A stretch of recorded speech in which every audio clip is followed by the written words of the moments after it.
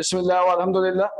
पहले हम कुछ लर्निंग टिप्स सुन लेते हैं, सीख लेते हैं, समझ लेते हैं, ताकि ये पेपर लर्न करने में, समझने में हमें आसानी हो।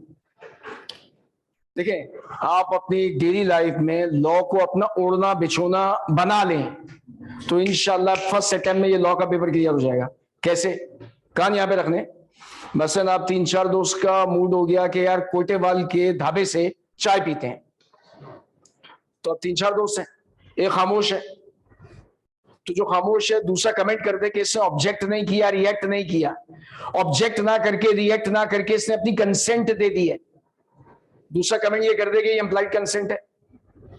तीसरा कमेंट कर दे कि हम लोगों की तो एक्सप्रेस कंसेंट है। ये लॉ की लैंग्वेज में, भाषा में आप डिस्कशन कर रहे हो। फिर आप ढाबे पे पहुंच गए, 4 चाय, तो एक कमेंट कर दे कि ये ऑफर है। दूसरा कमेंट कर दे कि उसने ऑब्जेक्ट नहीं किया, ये उसकी तरफ से एक्सेप्टेंस है।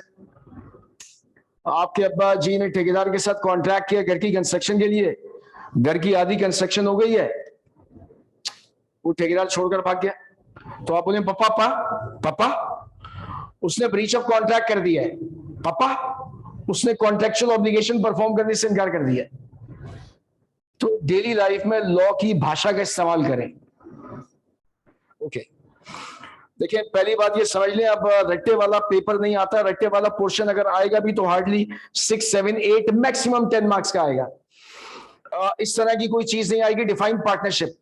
लेकिन आपकी खातिर मैंने पार्टनरशिप की डेफिनेशन तोड़कर लिखी है ताकि लर्न करने में आसानी हो। बेशक डिफाइंड पार्टनरशिप ये क्वेश्चन नहीं आएगा पेपर में, लेकिन फिर भी ये डेफिनेशन हमने लर्न करनी है। मैं रट्टा मारने का नहीं बोल रहा, लर्न करनी है, हमने तोड़ के लिखा हुआ है।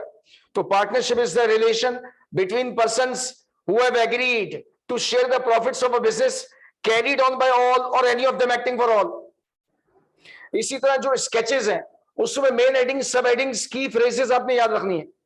मसलन essentials of creation of partnership, number 1 association of person, minimum to maximum 20, if more than 20 illegal association. Number 2 agreement, contract, express contract, implied contract neither in writing nor verbally. Number 3 business means any lawful activity. उसके बाद sharing of profits compulsory, sharing of loss compulsory नहीं है। Sharing of profits is just a prima facie evidence of partnership.